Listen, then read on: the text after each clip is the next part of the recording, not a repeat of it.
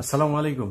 আমাদের মেহের আফরোজ শাওন আপার ক্যারা উঠেছে। ক্যারা ক্যারা বুঝেন? যৌবনে 60 বছরের এক ব্যাটারে জমি জায়গার লোভে বিয়ে করলে ক্যারা তো থাকবেই। সেই ক্যারাই তিনার এখন উঠেছে।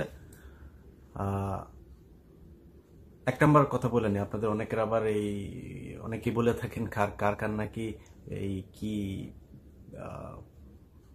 ওই যে ক্রাশ ট্রাশ বলেন না, কি কি বলে যেন, এর অনেকের নাকি ক্রাশ আছে। তো এই বেটিরে আমি সরাসরি দেখছিলাম হুমায়ুন আহমেদ মারা যাওয়ার পরে এক সাক্ষাৎকার আনতে যায়। তো যাওয়ার পরে দেখা তো আমি সারাদিন টিভিতে দেখলাম কারিনা এখন যায় দেজরিনা, বুঝছেন? এই হলো অবস্থা। তো সরাসরি যারা দেখেছেন ওনাকে, তারা এই ক্রাশ খাওয়ার লোকজনরা একটু বুঝেন। আর এর চেয়ে বেশি বললাম না। আল্লাহ সবাইকে সুন্দর করে বানিয়েছেন, আলহামদুলিল্লাহ। সমস্যাটা যেই কারণে ওনাকে নিয়ে আমি অনেক সময় অনেককে ব্যক্তিগতভাবে আক্রমণ করি। আক্রমণ করার কারণ হচ্ছে কোনো কিছুই ব্যক্তিগত না। আপনি যখন রাষ্ট্রীয় বিষয় নিয়ে কথা বলবেন তখন আপনাকে রাষ্ট্রীয়ভাবেই আপনাকে করা হবে। ওইটার সবকিছুর জবাব দেওয়ার জন্য আপনার কথা। অনেক মানুষ আছে না যে তার ব্যক্তিগত জীবন কি, ওইটা নিয়ে কথা বলে। আরে একটা ব্যক্তিগত জীবন তুই ওই যে নিজামি, তারা বলা হয়েছে কোন এক জায়গায় হরিণ দিয়া, কোন মেয়ে মানুষ দিয়া টিয়া, তারপরে কিচ্ছা কাহিনী সাজানো হয়েছে না, সাইদিকে নিয়ে সাজানো হয়েছে না, মুজাহিদকে নিয়ে, সবাই কিন্তু সাজানো হয়েছে এইভাবে। সবার সাথেই নারীকে ঢুকিয়ে দেওয়া হয়েছে। মিথ্যা কথা বলে তাদেরকে সাজানো হয়েছে। সত্য কথা বলতে সমস্যা কোথায়?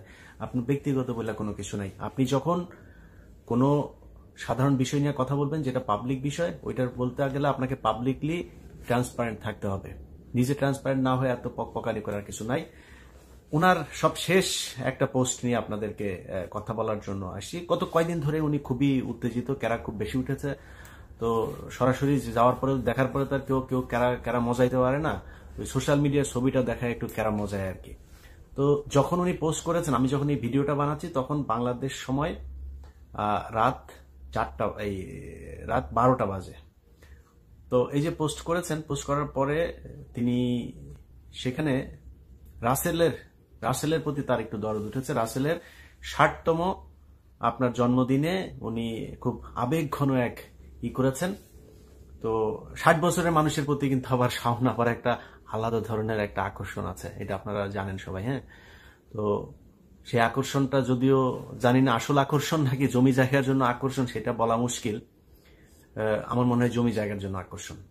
কারণ হুমায়ুন আহমেদ যখন মারা যাওয়ার সময় শাওন আপা মাজার ভাইয়ের সাথে যায় হোটেলে ছিলেন। হ্যাঁ, নিউ ইয়র্কে এসে হোটেলে ছিলেন মাজার ভাইয়ের সাথে উনি। আর ওই ভদ্রলোক অসহায়ের মতো শেষ দিনগুলো পার করেছেন। তো আমার ধারণা হুমায়ুন আহমেদের জীবনের যে পাপ ছিল, সেই পাপের প্রায়শ্চিত্ত হয়েছে এই বদমাইশ মহিলাকে দেয়া। শেষ বয়সে এসে উনি মিডিয়ার সামনে দেখিয়েছেন নানান ধরনের কান্নাকাটি করে, তারপরে অভিনয় তো পারেন, অভিনয় করে দেখিয়েছেন যে হুমায়ুন আহমেদের প্রতি তার বিশাল ভালোবাসা। তারপর অনেকে মনে করতে পারেন যে হুমায়ুন আহমেদের পরে উনি এখনো বিয়ে করেন নাই, তাহলে বোধহয় আসলেই ভালোবাসেন। আরে বেটা, বিয়ে করবে কে? যে বিয়ে করলে তো সামনে যায় দেখবে, দেখলেই তো বুঝবে যে কারিনা না জরিনা। বিয়ে তো কেউ করে না, এই কারণে উনি বিয়ে করেন। আপনার মনে করেন না ভালোবাসার থেকে বিয়ে করেন? যারা খায় মাগনা খায়। মাগনা খাইতে তো ধরেন দেখতে কেমন হইলো এটা সমস্যা না, এইভাবেই খাচ্ছেন ওনাকে। আর টাকা পয়সা কিছু আছে, সুগার মাম্মি হয়ে, এখন তো সুগার নানি হওয়ার বয়স হয়ে গেছে। তো সুগার নানি এখন ধরেন করে ওই পোলাপান নিয়ে টিয়া টাকা পয়সা দিয়ে, হয়তো পয়সা তো কামিয়েছেন হুমায়ুন আহমেদের, সব তো দখল করেছেন অর্ধেক অর্ধেক ভাগ নিয়ে। উনি সেখানে এইসব নিয়ে আলাপগুলো কেন আসলো, সেই কারণটা আপনাদেরকে বলি।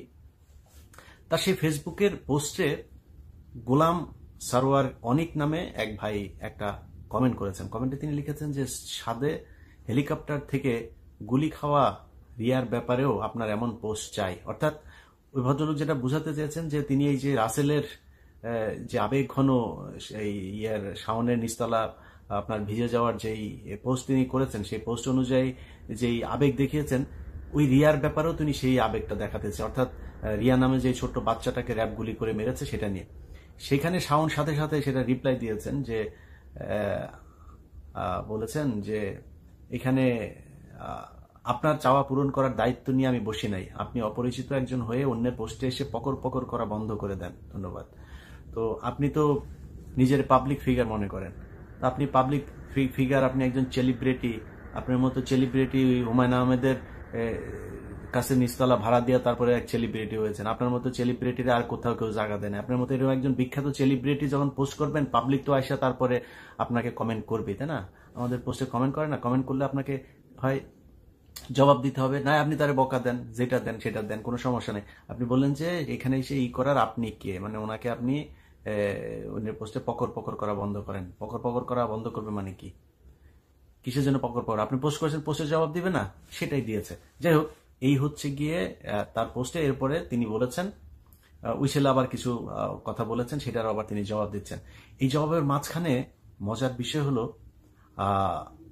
পোস্টটা যদি আমি গোয়েন্দা সংস্থাকে বলবো যে এই পোস্টটা আপনারা দেখবেন, এখানে অনেক এই শেখ মুজিবের সাথে এই মমতাজের আকাম কুকাম করার মাধ্যমে পয়দা হওয়া কিছু বিজম্মাও এই পোস্টের মধ্যে আছে। সো কারা কারা ফেসবুকে এই ধরনের এখনো পর্যন্ত এই যে গণহত্যা, যে মুক্তিযুদ্ধ, এই মুক্তিযুদ্ধের শহীদদেরকে নিয়ে এখনো এই ধরনের মন্তব্য করার সাহস পায়, এসব ব্যাপারে আপনাদেরকে সাবধান হইতে হবে। আপনি এখন বলতে পারেন যে ভাই আপনি তো ফেসবুকে কে কি লিখবে না লিখবে সেটার জন্য তো আপনি এটা এইভাবে বলতে পারেন না। ফেসবুকে কে কি লিখবে না লিখবে এটা আওয়ামী লীগ শিখিয়ে দিয়ে গেছে। এই শাওনদের, এই 60 বছরের বুড়া চাচার আপনার বউ যে শাওন, এই শাওন বান্ধবীর বাপের সাথে আকাম কুকাম করে তারপরে লটর বটর বাজায় বিয়ে করা মাল এখন আইসা আপনাদের চেতনা শিখায়। এই চেতনা যাদের প্রতি ছিল তার, সে আওয়ামী লীগ সরকার শিখিয়ে গিয়েছে যে তারেক রহমানের বক্তব্য বাংলাদেশে চালানো যাবে না, কোনো মিডিয়া চালায় নাই, এরকম না যে মিডিয়া চালিয়েছে। তারপরে আলেমদের, জামাত ইসলামের নিউজ তারা ছাপায় নাই। জামাত ইসলাম যেখানে মিটিং করেছে সেটাকে বলা হয়েছে নাশকতার জন্য নাকি তারা মিটিং করছে। এটা সেই বাংলাদেশ। জামাত ইসলাম সরাসরি ফেসবুকে কোনো পোস্ট করতে পারে নাই। গোপনে গোপনে বিভিন্ন জায়গা থেকে, বাঁশের কেল্লা সহ বিভিন্ন গোপন জায়গা থেকে তাদেরকে কাজ করতে হয়েছে।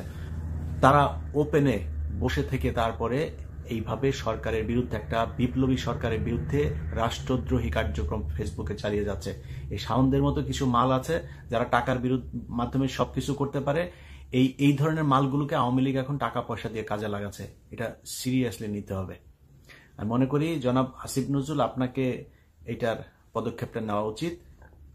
কারণ কয়েকদিন আগে তিনি পোস্ট করেছেন যে আপনার দিকে কোন এক মেয়ে আপনাকে একটা নিয়ে কমেন্ট করেছে, তাকে বলেছে আমার জামার দিকে তাকাইলে করে ফেলবো। এর আগে আপনি শিল্পকলার ডিজি বানিয়েছেন একজনকে, সেটা নিয়ে তিনি ধন্যবাদ জানিয়েছে আপনাকে। সো আপনার সাথে সম্ভবত একটা কানেকশন তার আছে। এই ব্যবস্থাটা আপনাকে নিতে হবে। এবং আমি মনে করি আইন শৃঙ্খলা বাহিনীর উচিত এই পোস্ট, এই পোস্টের মধ্যে যেই শহীদ একজন রিয়াকে নিয়ে যেই মন্তব্য করা হয়েছে, এখানে কারা কারা কমেন্ট করেছে এবং পোস্টকারী সবাইকে গ্রেপ্তার করা উচিত। আমার মনে হয় বাংলাদেশের মানুষ যারা একটা বিপ্লবের মধ্য দিয়ে যাচ্ছেন, তাদের সবাইকে যার যার জায়গা থেকে, শুধু পুলিশ না, যার যার জায়গা থেকে, সেটা হইতে পারে কালকে জামাত, শিবির, বিএনপি, তারপরে ছাত্ররা আছে না, তারা ওনার বাসায় গিয়ে একটু দেখা করে আসতে পারেন। আল্লাহ হাফেজ।